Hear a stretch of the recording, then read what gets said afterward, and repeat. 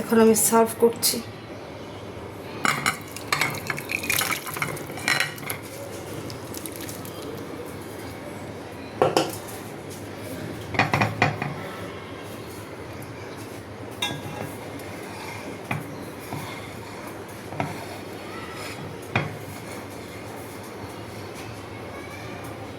কচুরমুখী চিংড়ি দিয়ে ডাঁটার শাক করেছি।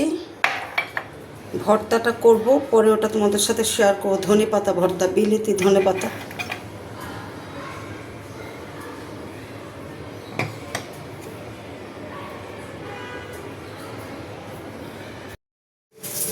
বিসমিল্লাহির রহমানির রহিম। এভরিওয়ান, কেমন আছো?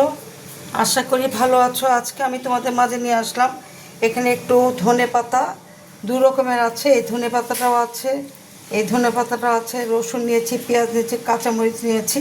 এটা একটা ভর্তা করব।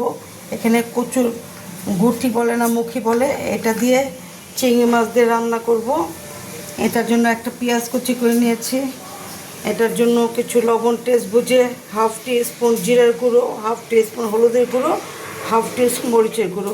আর এখানে শাক নিয়েছি। এটা খুব কচি ছিল, ডাঁটার শাক। এটাও একটু ভাজা করে নিব। এই হলো আজকে আমার মেনু।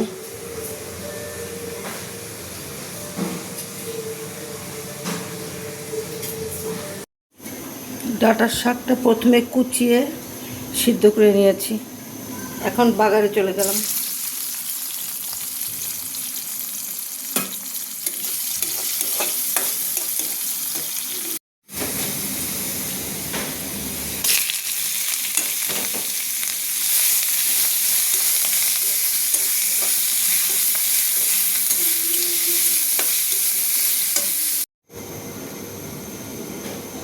এখন আমি কচুর মুখিটা চড়িয়ে দিচ্ছি।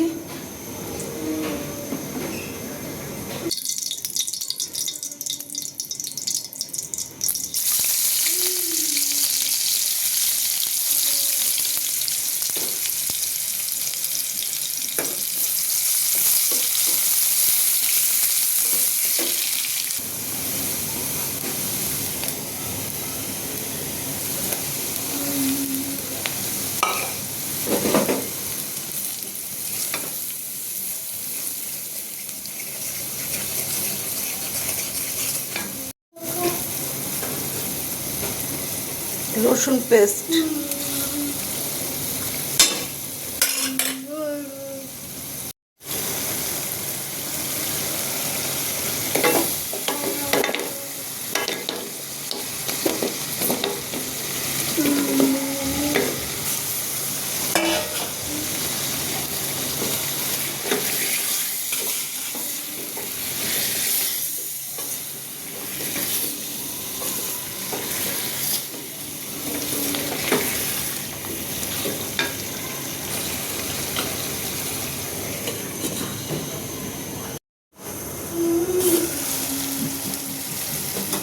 আমি খুব করে সটে করে নিচ্ছি।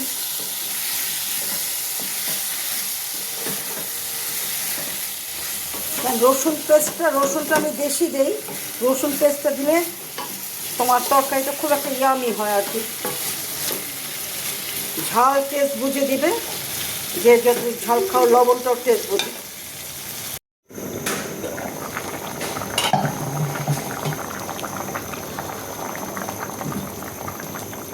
আমার রান্নাটা অলমোস্ট কমপ্লিট। আমি এখানে একটু ধনেপাতা ছিটিয়ে দিলাম, বিলেতি ধনেপাতাটা। খুব স্মেলটা ভালো লাগে, খুব সুন্দর স্মেল এই বিলেতি ধনেপাতাটা। এটা কাঁচামরিচ দিয়ে দিলাম।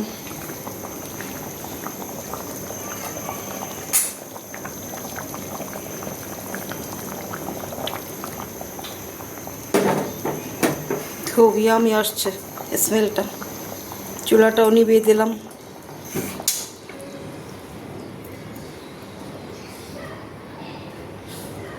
কারণ গরম গরম ইনশাল্লাহ খাবো।